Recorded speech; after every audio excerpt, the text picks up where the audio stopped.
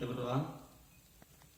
Kembali Tuhan, kami mengucap syukur kepada-Mu Bapa yang baik, atas berkat kasih setiamu Tuhan. Engkau memberikan kami masih kesehatan Tuhan, sehingga kami masih dapat berkumpul di tempat ini Tuhan. Itu memuji dan memuliakan nama-Mu ya Tuhan. Kini saat sebentar Tuhan kami akan mendengarkan sebagian dari firman. Berkatilah kami Tuhan, bukalah hati pikiran kami, agar firman-Mu bisa menjadi alat terang bagi kehidupan kami. Berbicaralah Tuhan, sebab kami siap untuk mendengarkannya. Di dalam nama Yesus kami mengucap syukur dan berdoa kepada-Mu. Amin. Shalom.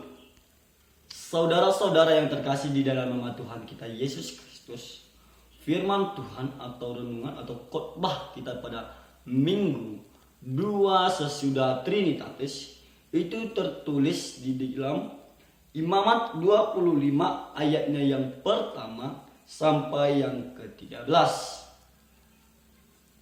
Sekali lagi, di Imamat 25 ayatnya yang pertama sampai yang ke-13. Saya akan membacanya buat kita semuanya dan saudara-saudara sekalian agar merenunginya. Judul perikopnya ialah Tahun Sabat dan Tahun Yobel.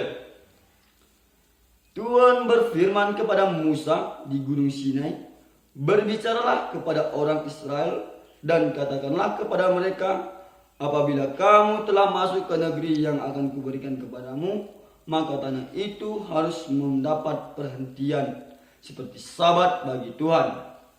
6 tahun lamanya engkau harus menaburi ladangmu, dan 6 tahun lamanya engkau harus merantingi kebun anggurmu dan mengumpulkan hasil tanah itu. Tetapi pada tahun yang ke-7 haruslah ada bagi tanah itu suatu sabat, masa perhentian penuh suatu sabat bagi Tuhan.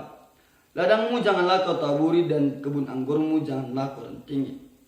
Dan apa yang tumbuh sendiri dari penuaian itu janganlah kau tuai, dan buah anggurmu dan pokok anggurmu yang tidak dirantingi janganlah kau petik. Tahun itu harus menjadi tahun perhentian penuh bagi tanah itu.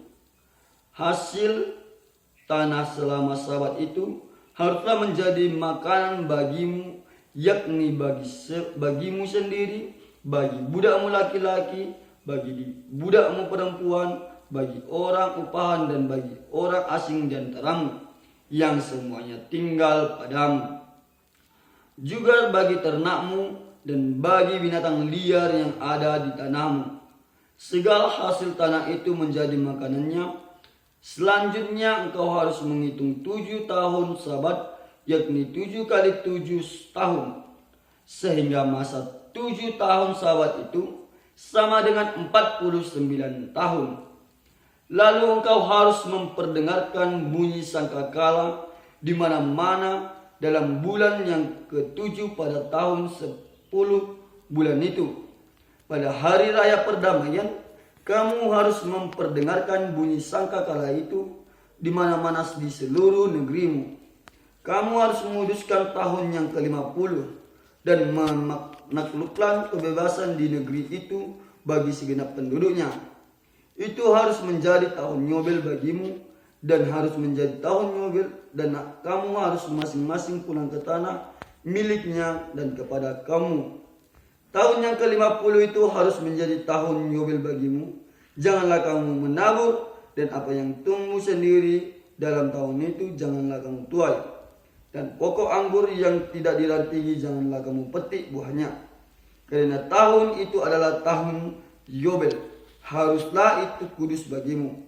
Hasil tahun itu yang hendak kamu makan harus diambil dari ladang. Dalam tahun Yobel itu haruslah kamu masing-masing pulang ke tanah miliknya. Amin. Sekian pembacaan firman Tuhan kita. Saudara-saudara yang terkasih di dalam nama Tuhan kita Yesus Kristus, ketika saya mencoba membaca ayat-ayat dalam Alkitab, saya hanya menemukan bahwa ada 2 macam tahun yang khususnya di dalam Alkitab yaitu adalah tahun Sabat, yang dimana tahun ke-7. Dan tahun Yobel atau juga bisa disebut dengan tahun yang ke-50. Masing-masing tahun memiliki kekhususan dan keunikan tersendiri. Serta alasan dibalik penetapan tahun tersebut menjadi tahun yang khusus oleh Tuhan kepada bangsa Israel pada zaman dahulu. Pertama saudara, kita akan membahas tentang yang namanya tahun Sabat. Tahun Sabat adalah tahun ke-7 sejak bangsa Israel masuk ke tanah perjanjian atau yang dikatakan tanah Kanaan. Ketika bangsa Israel masuk ke dalam tanah perjanjian atau tanah Kanaan, otomatis manna yang diberikan Tuhan selama mereka ada di padang gurun berhenti diberikan. Mengapa saudara? Karena bangsa Israel harus mulai makan hasil dari tanah tersebut. Termasuk mereka harus mulai menabur, menanam, membersihkan hingga nanti menuai di 6 tahun kemudian. Tuhan memberikan perintah agar mereka menanam selama 6 tahun lamanya. Jadi ketika Tuhan memberikan kepada Israel atau manna kepada Israel agar pergi ke tanah Kanaan, Tuhan tidak akan memberikan lagi yang namanya makanan, tetapi mereka bangsa Israel sudah mulai bekerja, sudah mulai makan dari tanah hasil yang Tuhan sudah berikan. 6 tahun Tuhan memberikan atau memperkerjakan bangsa Israel untuk menanam, menuai, dan memetik hasil dari tanah Kanaan tersebut. Apa yang tumbuh di tanah itu harus menjadi makanan bagi bangsa Israel. Artinya segala yang bangsa Israel, segala yang ditanam di tanah Kanaan itu, itulah yang harus dimakan orang bangsa Israel. Baik untuk dirinya, baik untuk orang sekitarnya, sampai pun ke binatang-binatang yang mereka pelihara. Intinya adalah tahun Sabat menjadi tahun perhentian bagi tanah tersebut. Ketika setelah 6 tahun mereka bekerja, di tahun yang ke-7 ataupun kita bisa disebut tahun Sabat, mereka harus berhenti. Artinya mereka harus memberikan suatu kebebasan kepada tanah tersebut.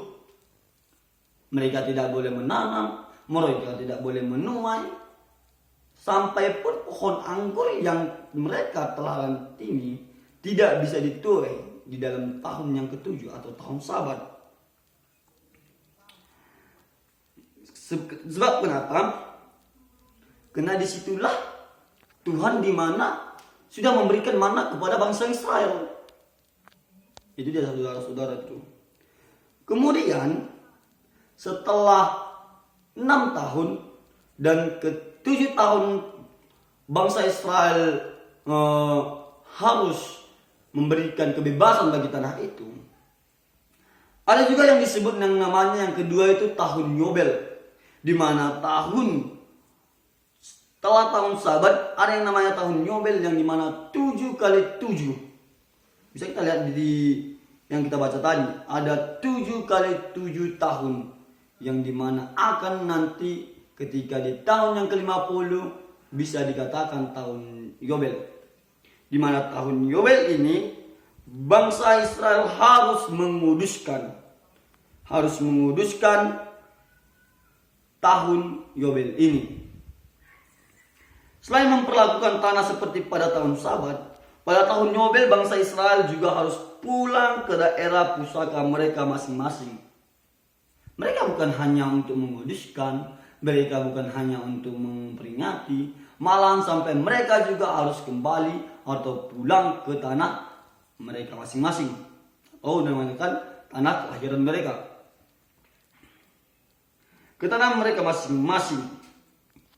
Dalam ayat selanjutnya, Tuhan juga memberikan ketetapan bahwa ketika bangsa Israel menjual, artinya Tuhan memberikan peraturan-peraturan ketika di mana nantinya bangsa Israel menjual tanah di tahun-tahun sahabat sebelumnya. Tapi ketika di tahun Yobel, di situ akan diperhitungkan berapa yang kau jual, karena segala yang dijual itu akan kembali kepada pemiliknya semula. Inti dari hukum terkait tahun Yobel ini adalah bahwa tanah yang bangsa Israel itu sebenarnya adalah milik Tuhan. Milik Tuhan.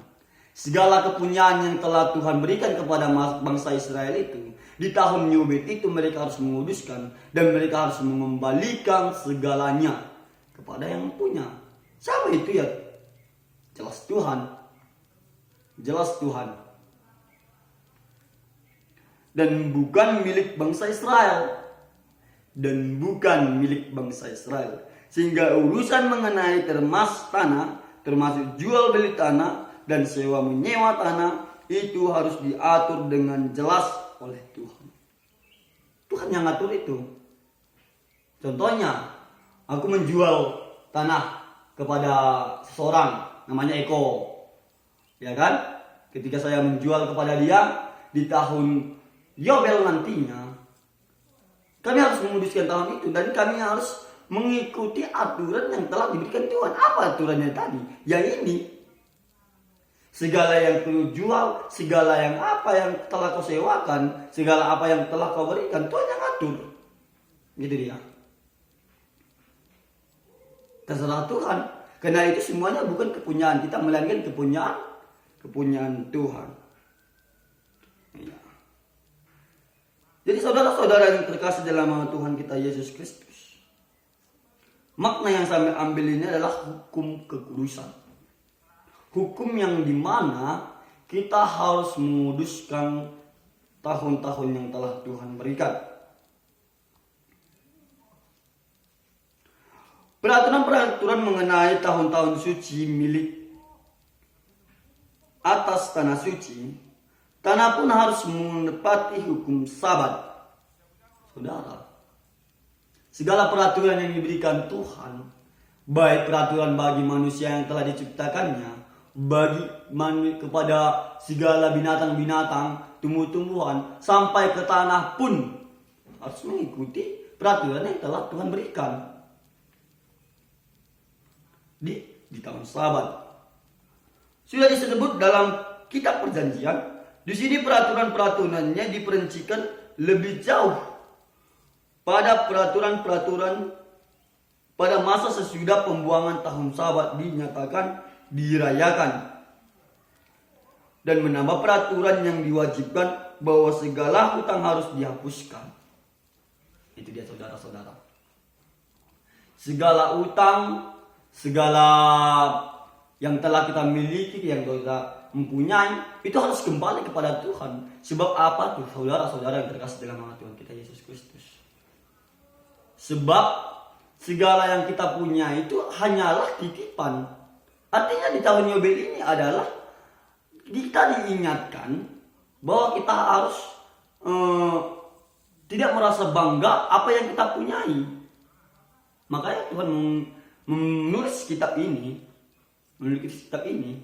agar kita yakni menyadarkan diri bahwa segala yang kita punya bukanlah suatu yang kita miliki adalah tidak akan habis. Karena bisa saja ketika saya mempunyai mobil, ketika saya mempunyai tanah yang begitu banyak, mempunyai domba-domba yang banyak, ketika Tuhan berkehendak, itu bisa saja hancur. Itu bisa saja binatang-binatang saya akan mati. Tanah-tanah saya akan diambil orang, dirampas dengan berbagai cara politiknya. Jadi saudara-saudara yang terkasih dengan nama Tuhan kita Yesus Kristus, inti dari makna yang firman Tuhan yang kita dengarkan pada hari ini adalah, marilah kita menguduskan Tuhan, menguduskan Sabat, menguduskan tahun. Segala yang kau punya, segala yang kau miliki itu adalah suatu hanya titipan yang dari mana? Dari Tuhan. Bukan melainkan dari dirimu sendiri. Jadi saudara-saudara yang terkasih dalam nama Tuhan kita Yesus Kristus, tahun Yobel, nama tahun Yobel itu diambil dari kebiasaan mengumumkan pembukaan tahun itu, dan dengan bunyi sangkakala yang disebut Yobel. Pada tahun Yobel, tanah dibiarkan menganggur dan diumumkan.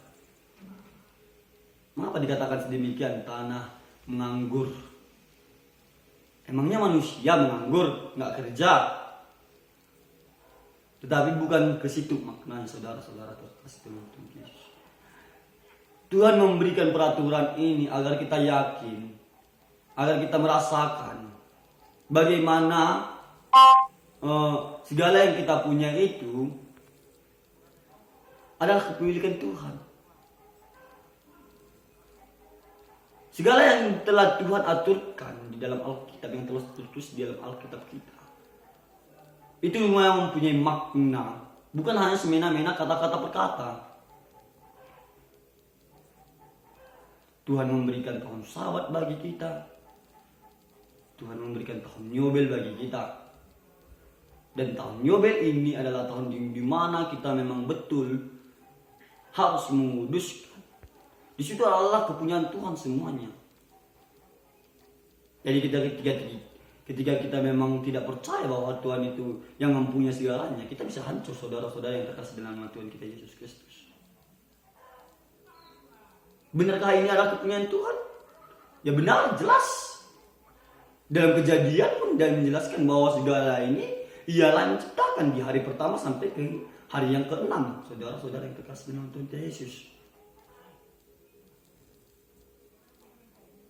Jadi saudara-saudara yang terkasih, inti dari renungan kita pada hari ini ialah marilah sama-sama merendahkan hati, sebab Tuhan telah memberikan aturan kepada kita, di mana akan kelak Tuhan akan mengambil, di mana akan kelak hal yang kita punya akan kembali kepada Sang Pencipta.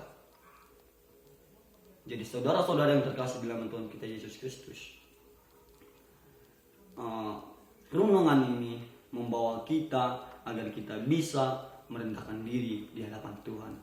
Amin. Mari kita berdoa.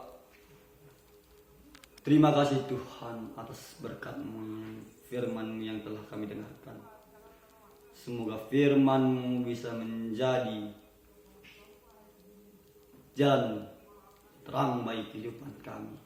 Engkau mengingatkan kepada kami Tuhan, segala yang akan kami punya itu akan kembali kepadamu Bapa. Segala yang kami miliki akan kembali kepadamu ya Bapa. Semuanya adalah titipin bagi kehidupan kami ya Tuhan. Terima kasih ya Tuhan. Di dalam nama Yesus kami mengucap syukur dan berdoa kepadamu. Amin.